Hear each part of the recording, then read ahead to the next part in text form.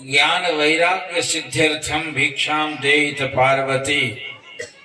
कहते हैं कि हे पार्वती माता, मुझे जो खाना देते हो वह खाना से शारीरिक पोषण तो होगा ही, उसके साथ साथ उस अन्न का सात्विक अंश हमारे मन मानस पर पड़ता है सीधा। कहते हैं जैसा खावे अन्न वैसा बने मन, और जैसा पीवे पानी वैसी बने वाणी।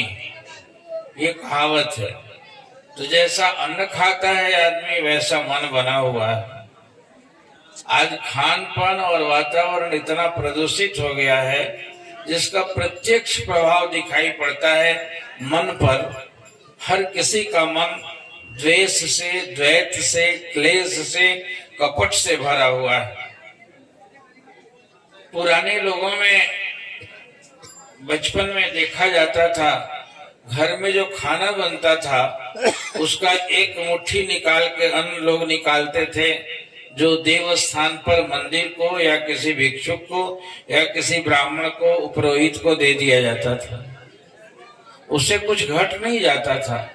10 आदमी के परिवार में जो 2 किलो अनाज बनेगा उसमें चुटकी से निकाल देने से घटेगा नहीं, लेकिन वो तुरंत दान का संकल्प जो है वह बाकी अन्न को खाने के बाद मति को शुद्ध कर देगा। तो इसीलिए कहा कि दे करके। बड़े लोगों की कहानियां पढ़िए, सुनते हैं। हम जैसा संस्कार अपने बच्चों पर डालते हैं उसको भोगना पड़ता है, जीवन में वैसा ही बनता है। विनोबा जी अपनी आत्मकथा में लिखते हैं कि उन्होंने भूदान किया, दान मांग मांग के जमीन वालों से, और दान दिया। तो कहते हैं कि बचपन में जब मैं बच्चा था तो हमारे घर में आंगन में कटहल फला हुआ था, और कटहल पक जाता है तो बड़ा मीठा लगता है, उसका भीतर का गुद्दा खाने में। तो उसका गंध आ रहा था और उनको लालच करके रोज माँ से कहते कि माँ तोड़ो ना मैं खाऊंगा, तोड़ो ना मैं खाऊंगा। तो एक दिन उनकी माँ तो पवित्रात्मा थी, माता पिता तो इतने बड़े पवित्रात्मा थे, आचारवान थे, विद्यावान थे, तब तो इतने बड़े, इनके तीनों भाई सन्यासी बन गए थे। तो उस तरह से माँ से मांगने से, पिता तो मर चुके थे, माँ से बार बार जब मांगते थे तो माँ ने एक दिन कहा कि अरे कैसा संस्कार लेके पैदा हुआ है रे, अपने खाने के लिए तुमको इतनी होड़ लगी है, मैं खाऊं मैं खाऊं मैं खाऊं। पशु भी तो यही करता है। दूसरे बगल में वाले को यदि गैया को या जानवर को दिया हुआ हो चारा तो झपट के उसको सींग मार के खा लेता है। और आदमी भी यदि इसी तरह से करने लगे तो पशु नहीं तो और क्या है। जो खिला के खाता है वो देवता है, जो खुद कमाता है और खुद खाता है वो आदमी है, और जो छीन के खाता है वो पशु है। बता तुम्हें क्या बनना है, देवता नहीं बनोगे क्या? मेरे कुंभ से ऐसे ही नालायक पैदा हुए हो तुम। और माँ ने बड़ी लानत दी, डर गए बेचारे। तब एक दिन उसने कहा कि अब कटहल को तोड़ो, और उन्होंने पत्ते के दोने में 5-6 ठो दोना बनवाया। और इनका तो जीव लपलपाए, बच्चे ही थे कि जब हम मिले और खाएं, तो उन्होंने खाने नहीं दिया। माता ने इतना इतना इतना इतना जो था उसका गुद्दा 4-5 जगह उन्होंने किया। एक दोना ले जाके देवस्थान में जहाँ पूजा होती थी वहां रख दिया, और उसके बाद में कहा कि ये अमुक चाचा के घर दे आओ। दूसरे को कहे अमुक चाचा के यहाँ दे आओ, तीसरे को कहे को अमुक के यहाँ दे आओ। और ये बेचारे लगे कि पता नहीं सब बांट देगी, हम कब खाएंगे। तो जो देवता को चढ़ा हुआ था उसको लिया, कहा कि अब खा तुम। खाए, जितना था उतना खाए, लेकिन उसने कहा कि बांट के जो खाता है वो देवता बनता है, तुम देवता नहीं बनोगे क्या? अब माँ चाहती है देवता बनाना, ये कितनी बड़ी बात है। कैसी होती हैं हमारे हिंदू घरों की माताएं, कैसे होते हैं हमारे पिता। तो इस तरह से उसने, अभी उधर ही बैठी है, ये बीच में नहीं आई, उधर बैठने को। तो माता ने संस्कार डाला एक बार और भी बड़ी बड़ी कहानियां बड़ों के आत्मकथा में लिखी होती हैं, देखने में छोटी लगती है। एक पड़ोसी था, पड़ोसिन थी, तो अपना बेटे को कहीं बाहर जा रही थी, उसने उस बच्चे को रख दिया कि माता आपके साथ ही मेरा बच्चा भी स्कूल चल जाएगा, मैं 8 दिन में आ जाऊंगी वहां से। तो उस बच्चे को उसके साथ भेजने लगी, खिला पिला के रोज सवेरे स्कूल भेजती थी। और एक दिन बासी रोटी बची हुई थी, तो आज कम रोटी थी इसलिए थोड़ा सा टटका रोटी पकाया उसने, और जब पकाया गर्मा गर्म रोटी तो पड़ोसी के बच्चे को दे दी। एक ही साथ दोनों खा रहे थे, लेकिन ताजा रोटी दे दी पड़ोसी को, और जो सूखी रोटी रात की थी उसको दे दिया अपने बेटा को।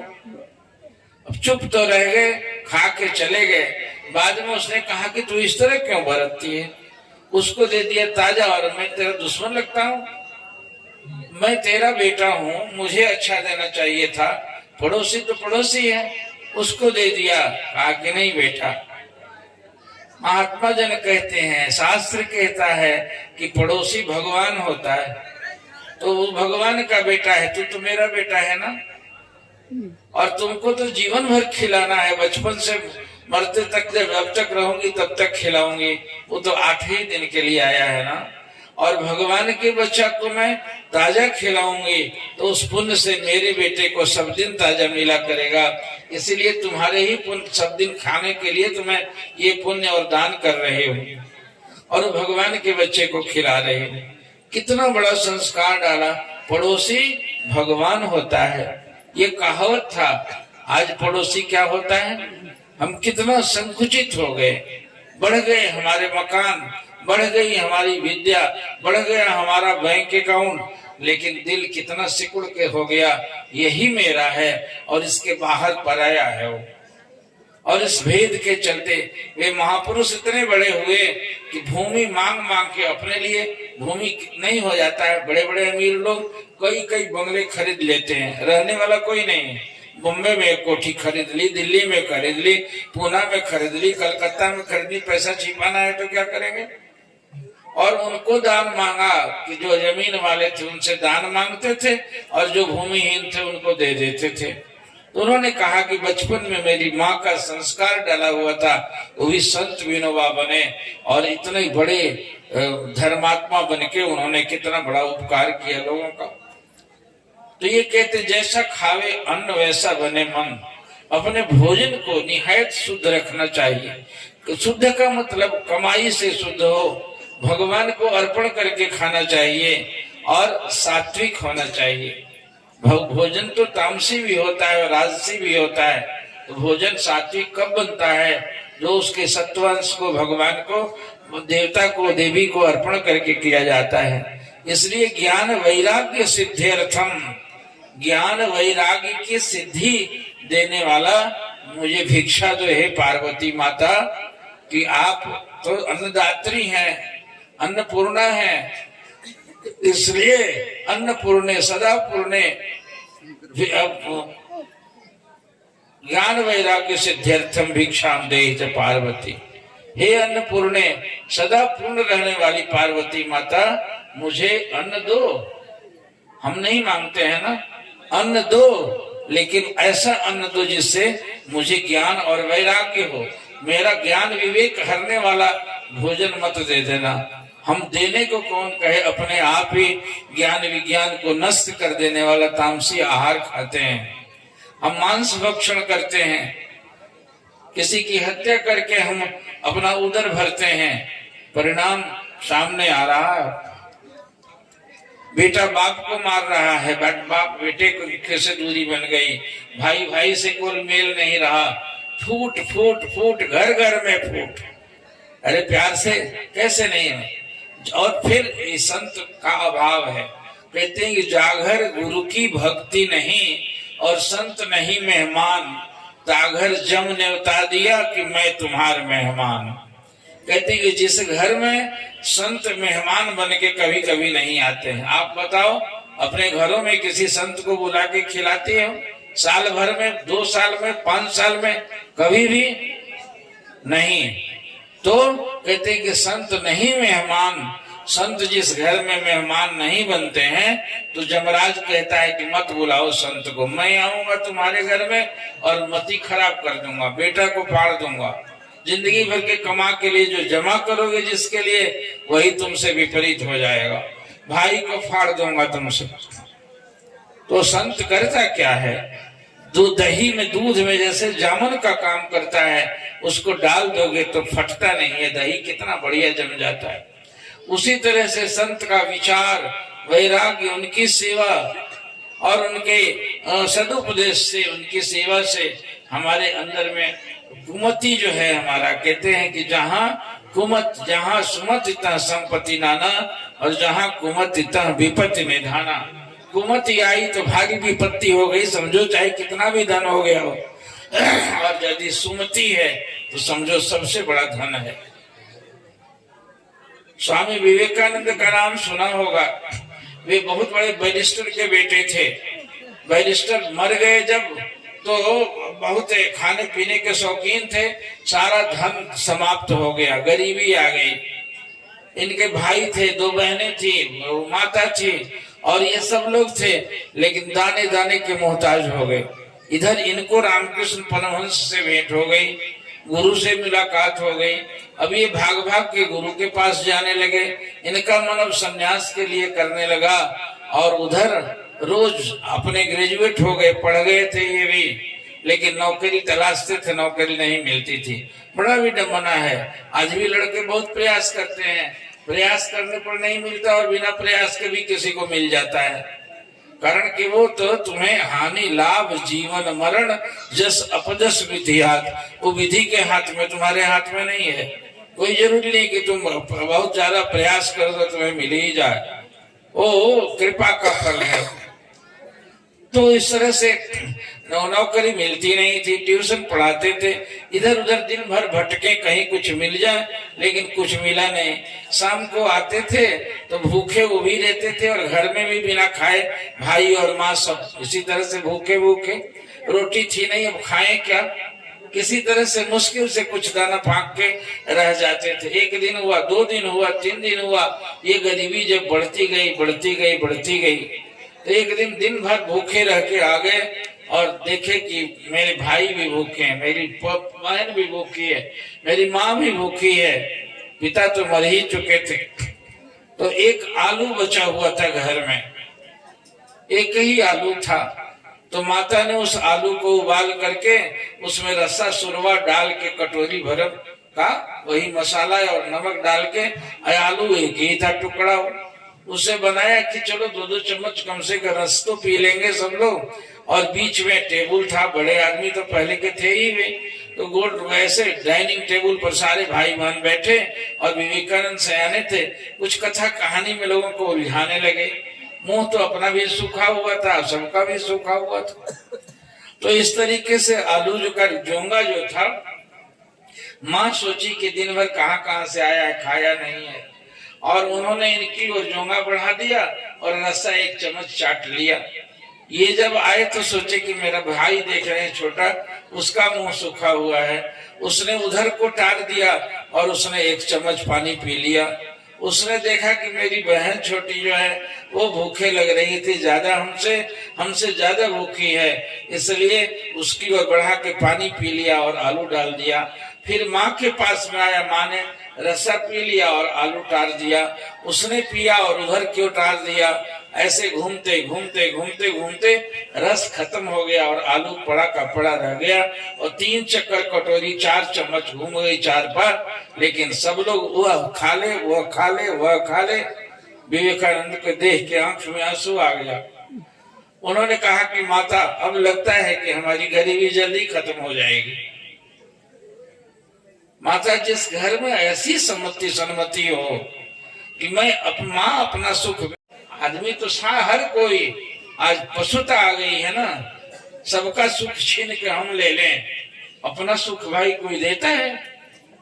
तो इस तरह से जिसमें संतमति थी, संत से संबंध था ना, सोता वहां से लगा हुआ था, इसलिए वृत्ति इतनी पवित्र थी सबकी कि इस तरह से करते करते कहे कि लोग कहते हैं कि जिस घर में इतनी सहमति होगी उस घर की गरीबी ज्यादा दिन नहीं रहेगी, चली जाएगी। माता, इसलिए घबराओ मत। जाके उन्होंने माँ से, गुरुदेव से कहा कि गुरुजी दिन भर भी मांगता हूं मैं, कहीं नौकरी नहीं मिल रही है, आपके पास बड़े बड़े लोग आते हैं, क्या आप मुझे रोटी का इंतजाम नहीं करा सकते, कहीं नौकरी नहीं दिला सकते? मेरी माँ भूखी है, मैं घर जाता हूँ तो मेरे भाई बहन भूखे, उनको खाने का ठिकाना नहीं है, मुझे आप इतना दुलार किस लिए करते हैं? अब गुरुदेव पर खींचे, गुरु इनको मानते भी थे, गुरु तो संस्कार जन्म जन्मांतर का पहचाने हुए थे, उनके भीतर में तो इतना बड़ा संत था जो संसार को हिला के रख दिया, वह बीज उनके अंदर में था ना, वो तो पहचान चुके थे।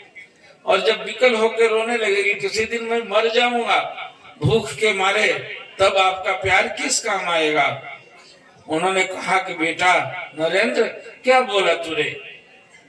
तुम्हें मैंने काली माता से प्रार्थना करके मांगा था कि एक ऐसा अच्छा शिष्य, ऐसा पवित्र आत्मा मुझे दो जिसके अंदर मैं अपना ज्ञान डाल सकूं और उसका प्रचार कर सके। वो तुम्हें भिक्षा में मांगा है माँ से, और तू कहता है भीख मांगूंगा। जिस दिन तुम्हारे साथ वो नौबत आएगी उस दिन कटोरी लेके मैं रामकृष्ण और गली गली में भीख मांग कर तेरा उधर भरूंगा। तूने ये क्या कह दिया?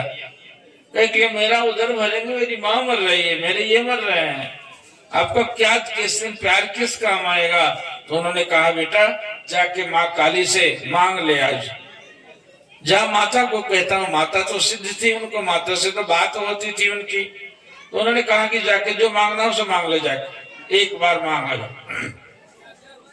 बहुत सोच के गए, माता काली से आज मांगूंगा, धन मांगूंगा, नौकरी मांगूंगा, योद्धा मांगूंगा, ये मांगूंगा, वो मांगूंगा, और सोच के बस चौखट के अंदर गए तो काली माता की मूर्ति, वही दक्षिणेश्वर की काली जो आज भी है, लोग जा जाके वहां दर्शन करने जाते हैं, तो काली की माता के सामने जाके दंडवत किए और उठ के चीखते हुए कहे, माँ को देखे तो माँ की मूर्ति जगमगा उठी, लेकिन जो मांगना था वो भूल गए। कहते कि हे माता मुझे भक्ति दो, ज्ञान दो, वैराग्य दो, माता मुझे भक्ति दो, ज्ञान दो, वैराग्य दो, भक्ति दो, ज्ञान दो, वैराग्य दो। और कह के वापस आए चौखट के बाहर, तो कह गया नौकरी तो मांगे ही नहीं, फिर तो घर में भूखे ही रहना पड़ेगा। जाके बाबा से बोले, कहे बाबा मैं मांगा तो भूल ही गया, मैं वहां क्या मांगना था, मैंने तो माता से भक्ति दो, ज्ञान दो, वैराग्य दो मांग लिया, इसलिए मुझे ख्याल नहीं रहा, एक बार फिर कह दीजिए। बाबा हंसे, कहा फिर दोबारा चले जाओ। सोच के गए चौखट तक से, मैं क्या मांगूंगा, मैं बैरिस्टर का बेटा हूं, मैंने वैसे LLB किया है, मैं लॉ का ग्रेजुएट हूँ, और मुझे ऐसा हो जाए, मुझे मजिस्ट्रेट हो सकता हूँ, मैं क्या हो सकता हूँ, ऐसा कहते कहते गए। दंडवत करके जब खड़े हुए, माता के सामने देखे माँ की मूर्ति जगमगाती हुई, जैसे लगे कि अब बोलेगी, तो कहते हैं कि माँ मुझे भक्ति दो, ज्ञान दो, वैराग्य दो, माता मुझे भक्ति दो, ज्ञान दो, वैराग्य दो, भक्ति दो, ज्ञान दो, वैराग्य दो। और फिर वापस आए। तीसरी बार जब गए, जाके बाबा से रोने लगे। बाबा ने कहा कि अब क्या करूं मैं। तिबारा भी गए तो वही भक्ति दो, ज्ञान दो, वैराग्य दो मांगा। बाबा ने कहा कि तेरे जीवन में भक्ति, ज्ञान, वैराग्य ही मिलेगा, और उसी के लिए तू पैदा हुआ है, और तू ही नहीं। तो बाबा ने कहा कि जाओ, मैं कहता हूँ माँ की तरफ से कि यदि तुम धर्म कार्य के लिए सन्यासी बन जाएगा तो तेरे घर में मोटी रोटी और मोटे कपड़े की कमी नहीं होगी, और उनको इतना धन मिल जाएगा। और वही सन्यासी जब बन गए तो उनके घर में संपत्ति आ गई और सब सुखी संपन्न हो गए। कहने का मतलब ये सात्विकता कितनी थी परिवार में, जिस परिवार को आज किताबों में पढ़ते हैं, और जिस विवेकानंद को दुनिया का बच्चा बच्चा जानता है, उस विवेकानंद के घर में सन्मति कैसी थी। और वो सन्मति, मुझे पूछने का ये मतलब, आज बहुत सारे RSS वाले और तमाम वाले वो ये विवेकानंद के लिए कहते हैं पैट्रियोट सेंट ऑफ इंडिया, ये देशभक्त उनको कहा जाता है। चलो देशभक्ति भी बड़ी बात है, देशभक्त भी थे। उनको एक नेशनल संत और क्या क्या की उपमा देते हैं लोग, लेकिन वो संत इतने बड़े बने कैसे थे? उनके मूल में बैठे हुए थे रामकृष्ण परमहंस, वे गुरु की शक्ति थी। जो शक्ति मिल रही थी जिससे वे इतने बड़े कामयाब हुए, तो वह धर्म की शक्ति थी जो सन्मति पनपती है। जिस परिवार में इस प्रकार की सन्मति होगी वह वैसा होगा। मैंने घूम के पंजाब में, हम तो सारा उत्तर भारत घूमते हैं, अनेक गरीब परिवारों में, झोपड़ियों में भी खाए और अरबपतियों के घरों में भी बैठकर हम खाए, उनके साथ भी रहे, और ऐसे हम गरीब बिहार में भी रहे। मैंने देखा उनके अंदर में एक ऐसा परिवार जिसके यहाँ 50 सदस्य थे, 4 भाई थे और चारों इंजीनियर थे, 3-3 फैक्ट्री के मालिक थे, और सन्मति इतनी कि टेबल पर जब खाना आता था, एक ही चार की 4 पत्नियां होगी, तो एक के जिम्मे था आरती पूजा करना, 2 पत्नियां उनकी जो थी गोतनी, वो दोनों घर भर का खाना बनाएंगी, और टाइम टू टाइम बदल दिया जाता था कि अब इतने दिन बना चुकी है तो ये करो और अब ये करेगी। तो खाना बन के आता था तब, तो चारों भाई में 2 भाई यदि देर हुई आने में तो इंतजार कर लेते थे, और बीच में रखा हुआ था, एक की थाली से वो निकाल के खाए, एक की थाली से वो निकाल के खाए। जाते वक्त माता की गोद में चिपक जाते थे। 90 वर्ष की माता थी जो नंगली निवासी भगवान से दीक्षित थी, वह माता चूमती थी माथा चारों बेटों का, जा मेरे लाल, पैसे कमाओ और धर्म करना, दान देना और नंगली वाले की सेवा करते रहना मेरे लाल। और गोद में लगा के माथा चूम के वो माता भेजती थी, पिता भेजते थे। शाम को जब आते थे चारों के चारों, तो सबसे पहले पत्नी और बच्चों के पास नहीं, उस बूढ़ी माता जो एकदम सन जैसी थी, इतनी गठरी हो गई थी, चुपचाप बैठी होती थी, उसके गोद में जाके लग जाते थे और वह चूमती थी, कहते थे कि माँ आज इतना पैसा कमा के लाया हूँ, क्या करूं।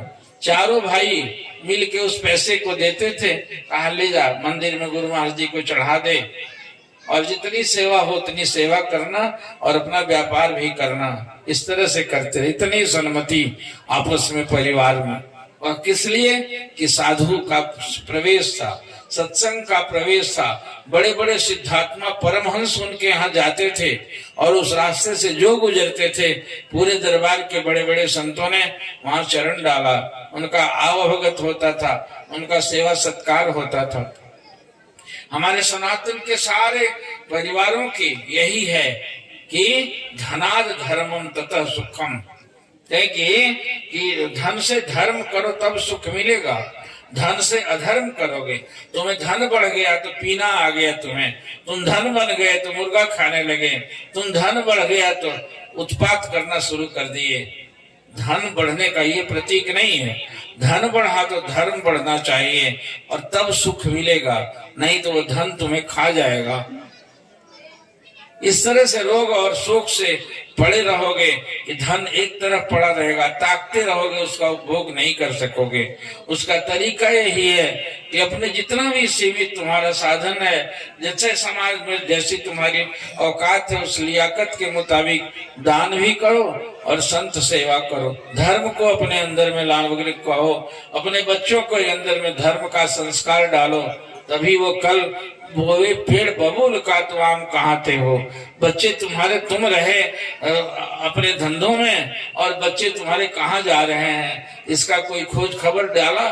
सिनेमा देख रहे हैं, हमारे लड़कों के साथ घूम रहे हैं, और जब बड़े होके तुम्हें त्रास देने लगे तो भगवान क्या मैंने किया था, किया क्या था, तूने बच्चे को अच्छा संस्कार नहीं दिया था।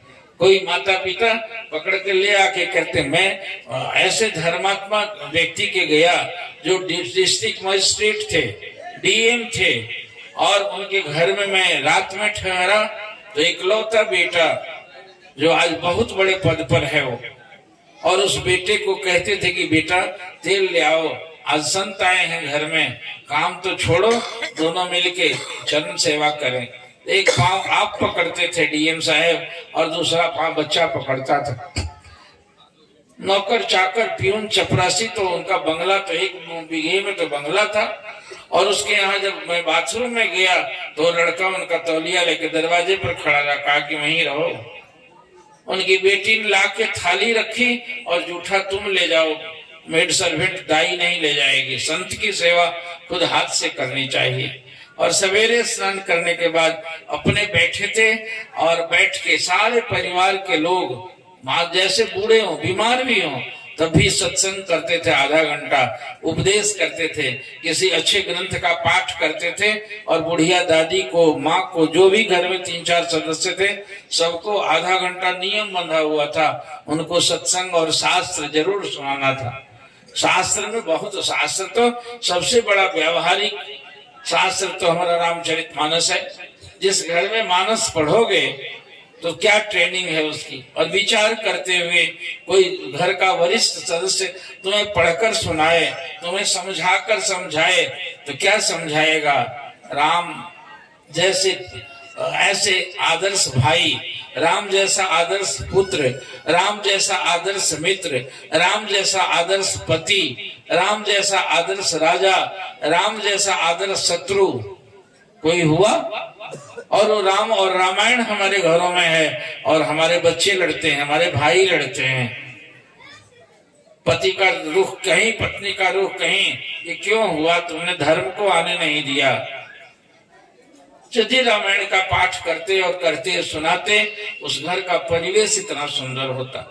मैं शुरुआत करके चला था कि आप कीर्तन और सत्संग करने इतने बड़े, इसको देवनगढ़ कहते हैं, देवों का गढ़ है ये, जैसे देवता रहते हैं, रहे भी हैं यहाँ, कभी रहे होंगे। मंदिर बतलाता है कि कितना प्राचीन मंदिर है, तो देवता रहते हैं। यहाँ सत्संग सुनने आए हो, यहाँ का परिवेश इतना पवित्र किया हुआ है कि इसके अधीन आके यदि सत्संग सुनेंगे तो सही रूप में सत्संग तुम्हारे अंदर में। सत्संग के लिए मैं दावा करता हूँ, दुनिया में आज सत्संग बहुत हो रहा है, कथा के बड़े बड़े महफिलें लगती हैं, बड़ा बड़ा रसिक लोग इतने इतने गा के बजा के आप तुम्हारा तो मनोरंजन कर देते हैं।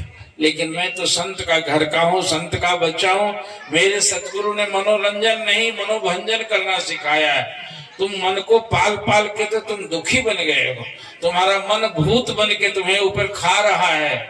और उन्होंने सावधान किया कि मन के मते न चालिए, ये पक्का जमदूत ले जाए मझधार में और जाए हाथ से छूट। इसलिए मन को सदगुरु के हवाले करो, वह उसके मास्टर हैं, उनको देख के ही डरता है भूत जैसा हो, कारण कि अपने मन को कुचले हुए, हमारे हुए हैं। उनके पास जाएगा तो इसकी एक नहीं चलेगी।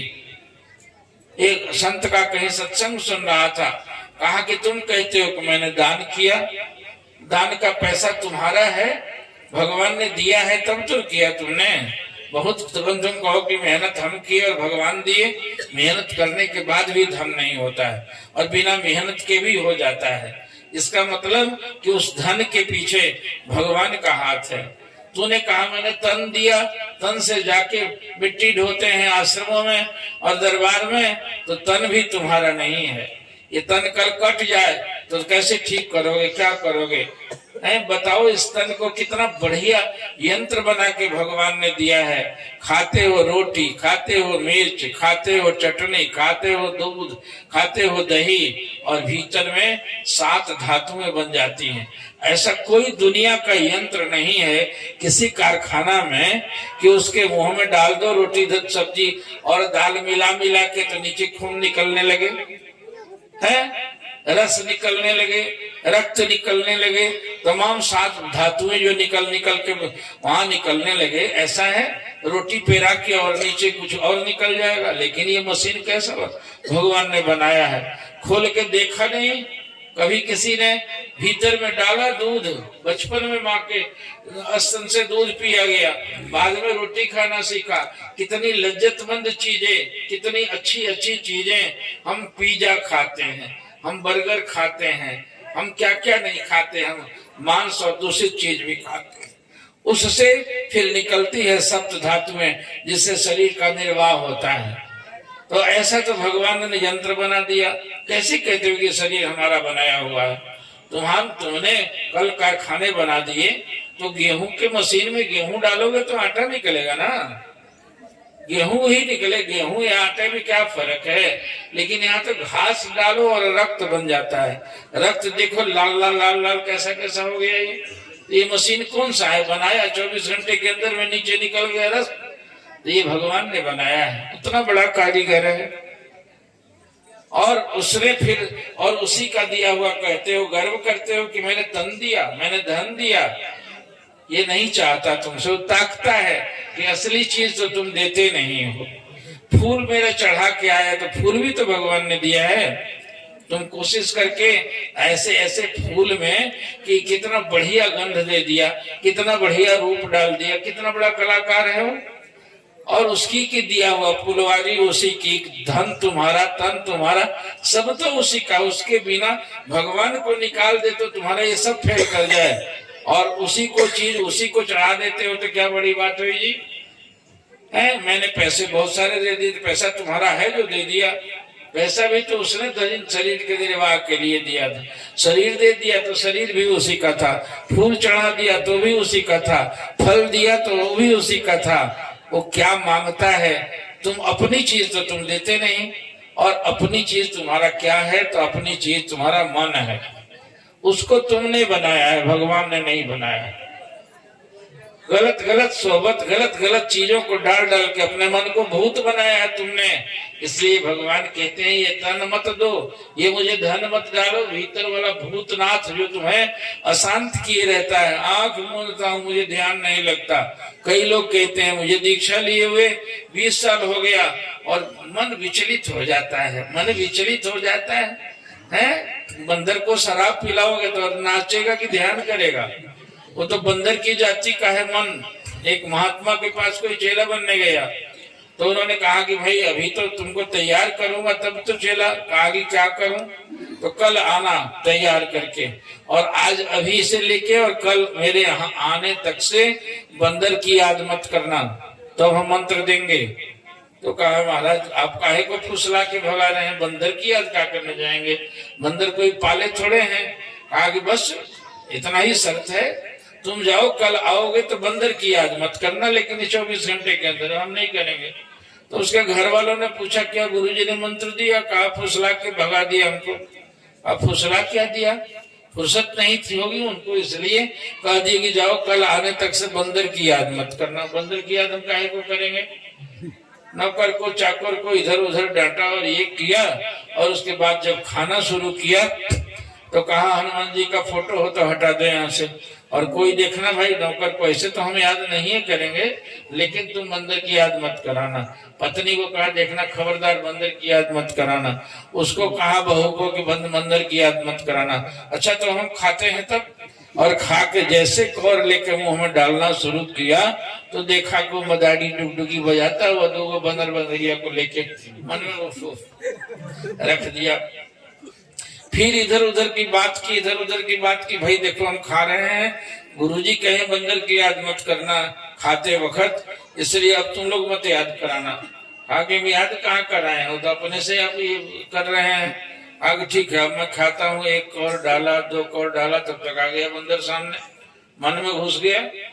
अब उन्होंने कहा कि भाई, और जब तक खाता रहा तब तक बंदर ही की याद करता रहा। जाके गुरुजी के पांव में गिरा कि महाराज आज से पहले तो कभी याद नहीं किया था, आज आपने बता दिया तो खाते वक्त केवल बंदर ही याद आया, अब क्या करूं मैं? तो उन्होंने कहा कि ये उसका स्वभाव है बंदर का, और उसको पकड़ने की युक्ति कैसे बताते हैं।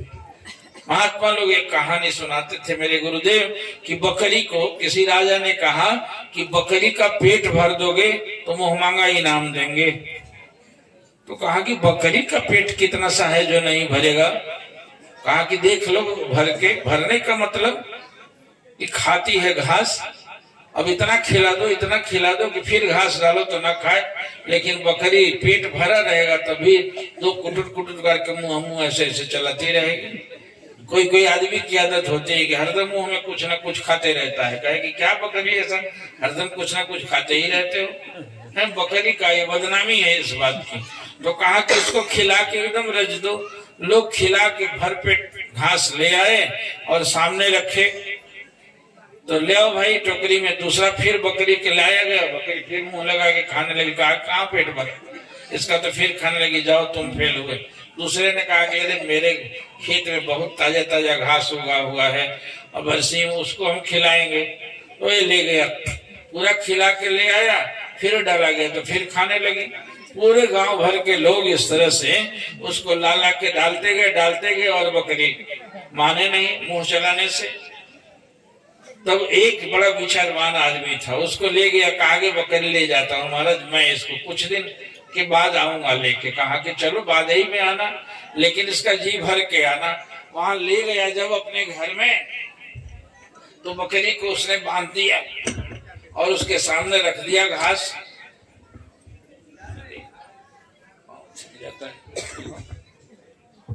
तो उसने बकरी के सामने घास रख दिया, तो बकरी ने जी भर के खाया तो सही, लेकिन एक डंडा लेके बैठा था और जैसे जैसे खाने को करे पेट तो भर गया। उसके बाद जब आदत बस मुंह मारने लगे तो उसके मुंह में मारा तड़ से डंडा, एकदम झंझना के वहां चली गई।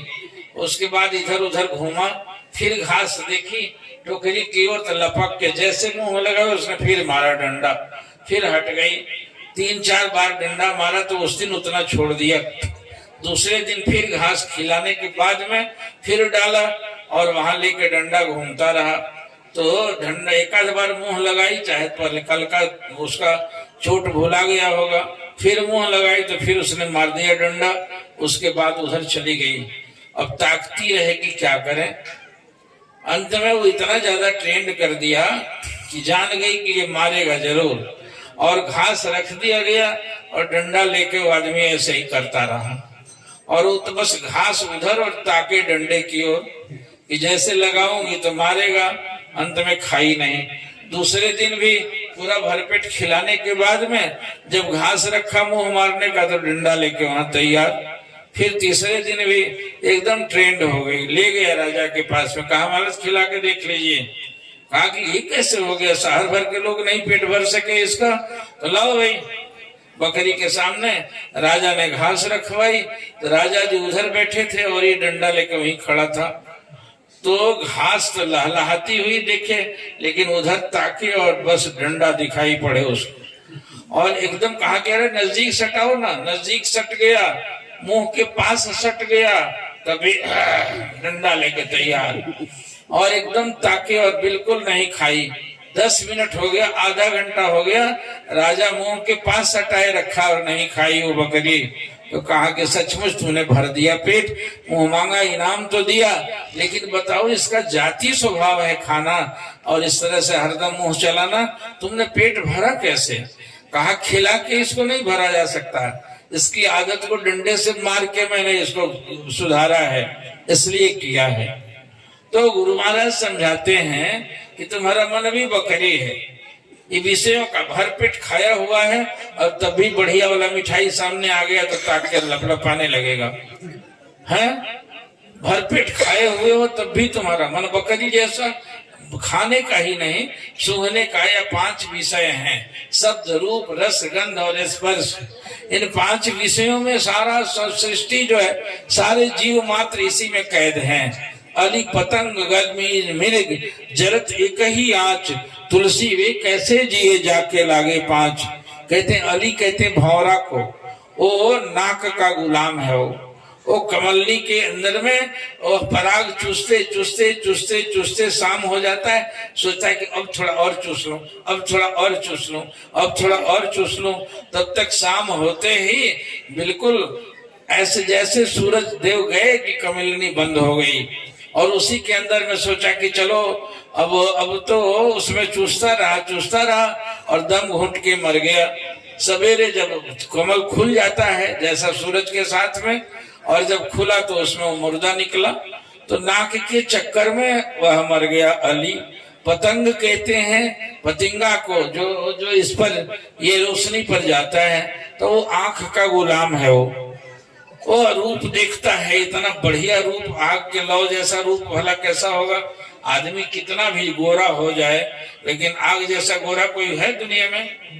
तो लेकिन उसके ऊपर रूप के चलते कूदते हैं और पंख जला के मर जाता है। अली पतंग गज कहते हैं हाथी को, वो काम का आसक्त होता है, महाकामी होता है वो। तो कहते क्या, उसको फंसाने के लिए गड्ढा खोद के बहुत गहरा जंगल भर में फंसाने वाले, और उसमें एकदम पेंट करके हथनी बना लेते हैं कागज की, और उसको नीचे रख देते हैं।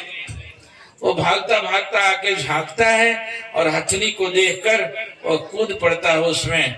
अब हथनी तो है नहीं, वो कागज का है, पिचक गई, लेकिन ये 8 फीट गड्ढे के अंदर में हाथी निकले तो कैसे। और 2 दिन 4 दिन तक खाते बिना खाए पिए वो कमजोर हो जाता है, तो उससे रस्सी से बांध के निकाल लिया जाता है और उसी को पाल के जिंदगी भर हाथी जैसे सशक्त और विशाल जीव को भी और इंसान उसके ऊपर पहलवान बन के और खुद के उसको कितना काबू कर लेते हैं। मीन कहते हैं मछली को, उसको जीभ का स्वाद है वो। अब वो मछली जो है उसमें केचुआ को लगा के बंसी होता है, मारते हैं लोग, और नुकीला सा होता है और उसको खाने जाती है, बस ऐसे लपक के कर लेता है, वो मर जाती है। और मृगा कहते हैं कान का गुलाम है वो मृग को फंसाने वाले बीन बजाते हैं और उस बीन में ऐसे बाहर से वो जो जंगल का हिरन जो है भागता हुआ आता है, वो आवाज सुनने का बड़ा आदी होता है, वहां आके एकदम झूमने लग जाता है उस आवाज पर, और झूमते झूमते झूमते झूमते ऐसा होता है कि उसके गले में फंसा लेता है और वो ले आता है, हिरन को लोग ले आते हैं फंसा के। तो अली पतंग गज मीन मृग, एक नाक का गुलाम भौरा, आंख का गुलाम पतिंगा, कान का गुलाम हिरन, स्पर्श इंद्रिय का गुलाम हाथी, और इस तरह से अली पतंग गज मीन मृग जरत एक ही आँच, एक एक वासना के चलते ये सब मर जाते हैं या काबू कर लिए जाते हैं। कहते हैं तुलसी वे कैसे जिए जाके लागे 5, ये आदमी को 5 बीमारी है।